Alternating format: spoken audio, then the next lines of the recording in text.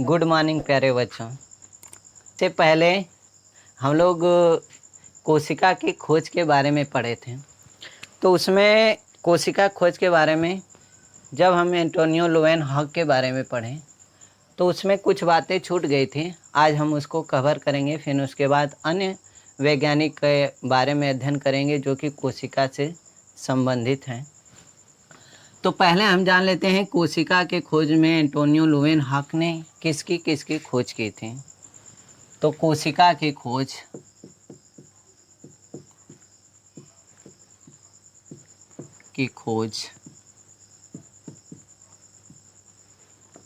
जो थी सर्वप्रथम रॉबर्ट हुक ने किया था 1665 ईस्वी में।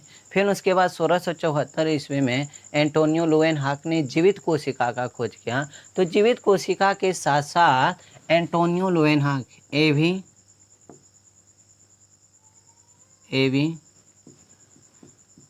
लुएनहॉक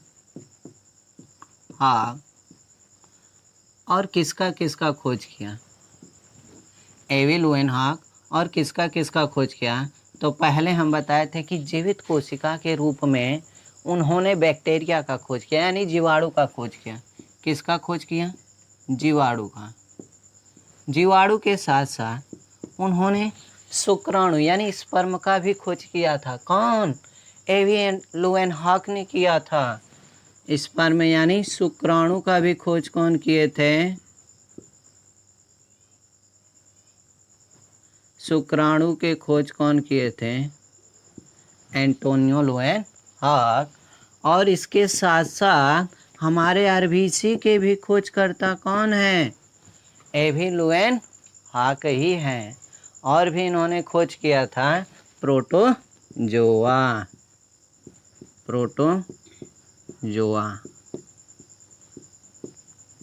एंटोनियो लुएनहॉक ने कोशिका का तो खोज किया। कैसी कोशिका का खोज किया था?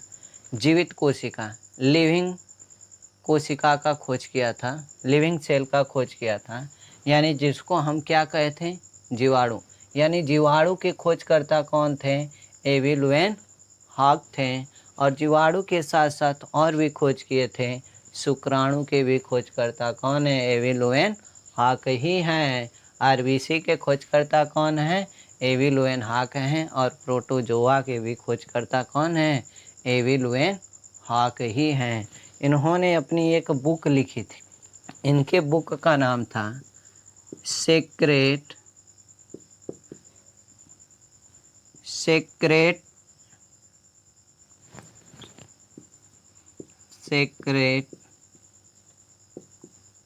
Of nature.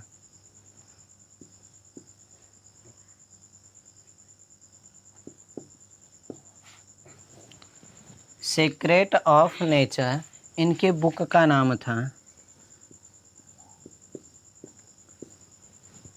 एवी लुएनहॉक ने एक बुक लिखा था सीक्रेट ऑफ नेचर। और इन्होंने जीवाणु, शुक्राणु, आरबीसी और प्रोटोजोआ का खोज किया। और इसी कोशिका से संबंधित अन्य जो वैज्ञानिक थे उन्होंने भी कोशिका से रिलेटेड कुछ जो कोशिका की खोज में कुछ वस्तुएं थे उनके बारे में कि कोशिका का कैसे अध्ययन हुआ, तो अन्य वैज्ञानिकों ने खोज किया, जो कि एक चार्ट के माध्यम से आप सभी को बता रहे हैं कि मार्सेलो मैलपीधी 1671 ईस्वी में पादप कोशिका का अध्ययन किया। ये भी कोशिका से ही रिलेटेड है कि पादप कोशिका का अध्ययन 1671 ईस्वी में मार्सेलो मैलपीधी ने ही किया और भी खोज किया था, इसमें अध्ययन किया था। लेकिन एनग्र्यू 1682 ईस्वी में पादप कोशिका का ये भी अध्ययन किया। ये भी किसका अध्ययन किया? पादप कोशिका का अध्ययन किया। विल्सन ने आए, इन्होंने 1710 ईस्वी में संयुक्त सूक्ष्मदर्शी का आविष्कार किया।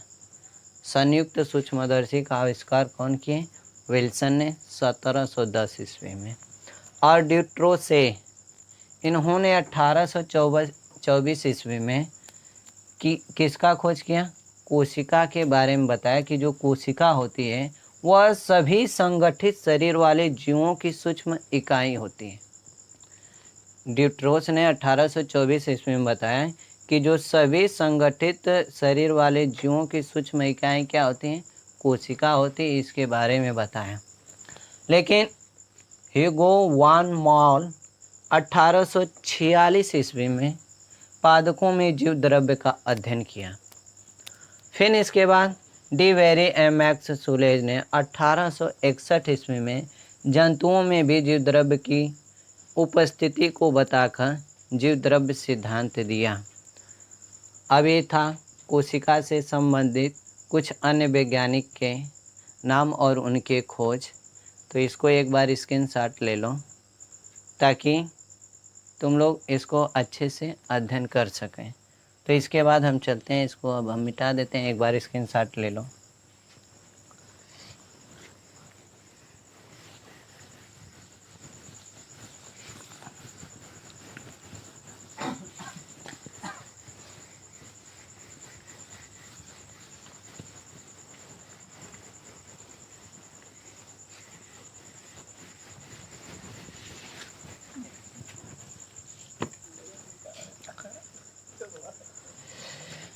अब अगले पॉइंट चलते हैं, कोशिका सिद्धांत। कोशिका सिद्धांत के बारे में, कोशिका सिद्धांत के बारे में हम लोग देख लेते हैं।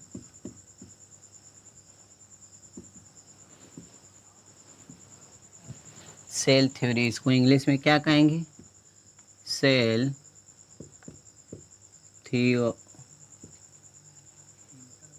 थ्योरी, यानी कोशिका सिद्धांत के बारे में देखें। अब तक तो हम लोग कोशिका की खोज कर चुके हैं। कोशिका की खोज कौन किया था, 1665 ईस्वी में रॉबर्ट हुक ने। कोशिका की खोज करने के बाद कुछ वैज्ञानिकों ने अपना मत दिया, तो वह बना कोशिका सिद्धांत।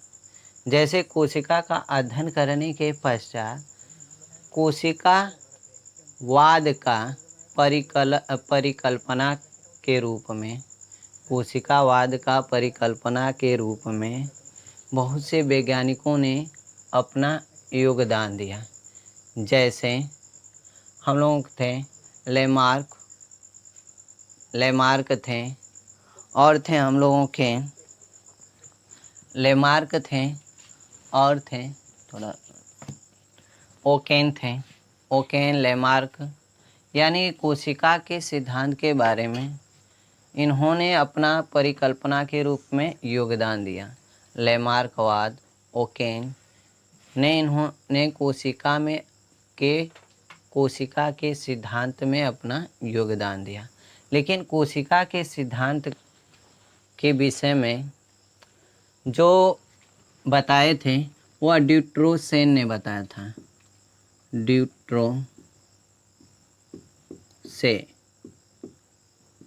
ड्यूट्रोसेन ने 1824 ईस्वी में कोशिकावाद के विषय में बताया कि यह जो कोशिकाएं होती हैं, अब हम कोशिका सिद्धांत के बारे में जा रहे हैं कि ड्यूट्रोसेन ने 1824 ईस्वी में क्या कहा कि जो शरीर की संगठना हुई है वह सूक्ष्मजीव कोशिका से हुई है। यानी कोशिकाएं जब आपस में मिले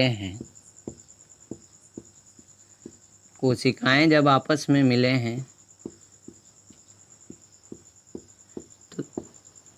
तो एक उत्तक का निर्माण किए हैं, और यही उत्तक जब आपस में मिले हैं तो एक शरीर का निर्माण किए हैं। तो ड्यूट्रोसेन ने बताया कि जो हमारी शरीर है वह क्या है कि कोशिका यानी सूक्ष्म इकाई कोशिका से मिलकर बनी है 1824 ईस्वी में। अब इसके बाद कोशिका सिद्धांत के बारे में स्लाइडेन और ड्यूट्रोसेन ने 1824 ईस्वी में बताया कि जो हमारी कोशिका सिद्धांत यानी शरीर की जो संरचना हुई है वो कोशिकाओं से हुई है। यानी बहुत सारी कोशिकाएं जब आपस में मिली हैं तब हमारे शरीर की रचना हुई।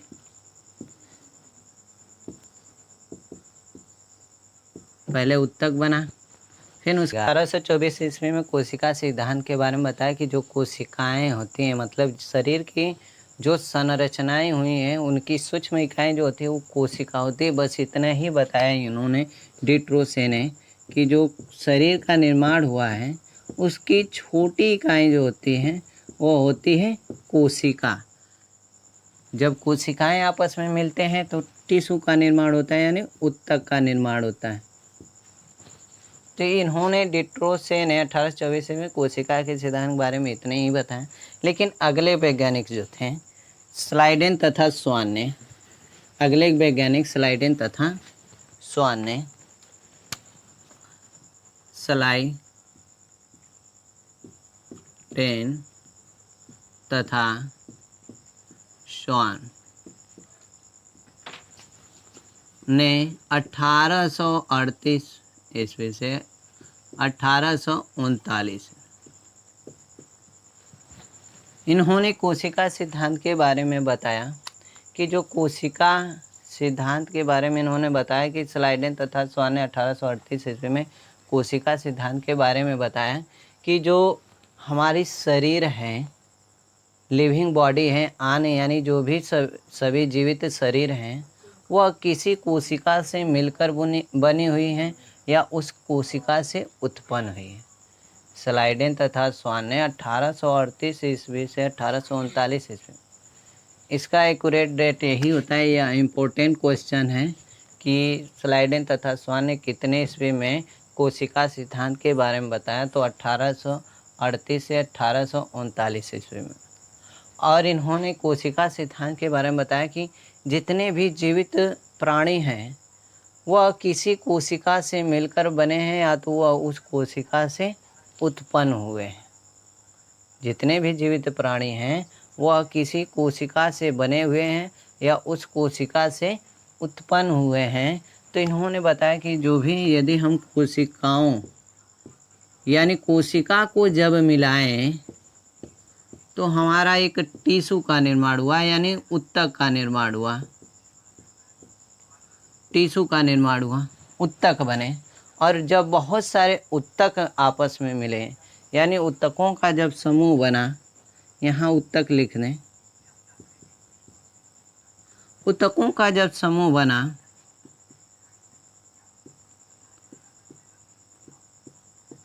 समूह जब आपस में बने तो एक अंग का निर्माण हुआ। और बहुत सारे जब अंग आपस में मिले यानी अंगों का जब समूह बना तब अंग सिस्टम का निर्माण हुआ।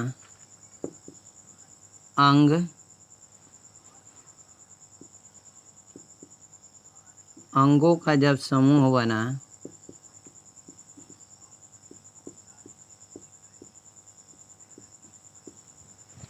आपस में मिले, यानी जब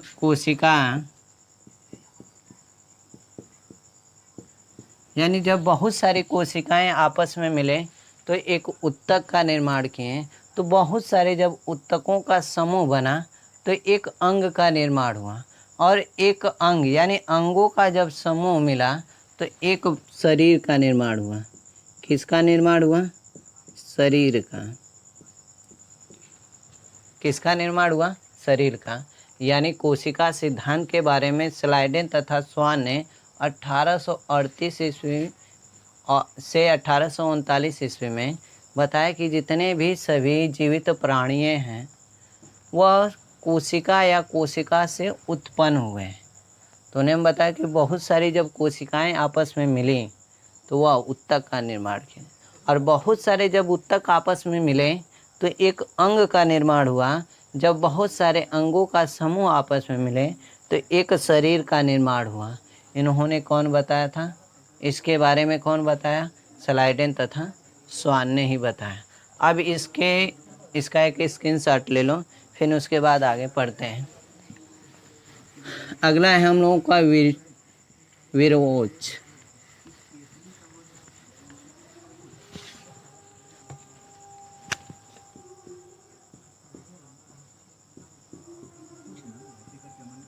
विरोच ने 1855 ईस्वी में कोशिका के बारे में बताया।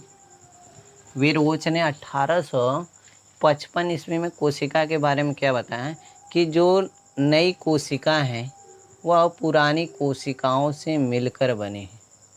यानी जो नई कोशिकाओं का जब निर्माण होता है वह पुरानी कोशिकाओं से ही निर्माण होता है। वैष्णव ने क्या कहा कि नई कोशिकाओं का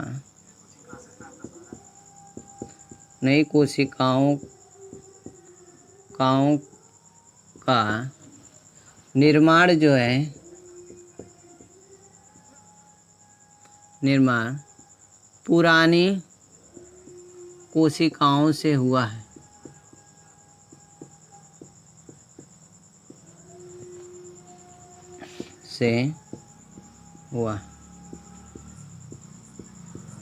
इन्होंने अपने सिद्धांत में बताया कि जो नई कोशिकाएं हैं वह पुरानी कोशिकाओं से बनी हुई, यानी नई कोशिकाओं का निर्माण जो है कि पुरानी कोशिकाओं से हुआ है।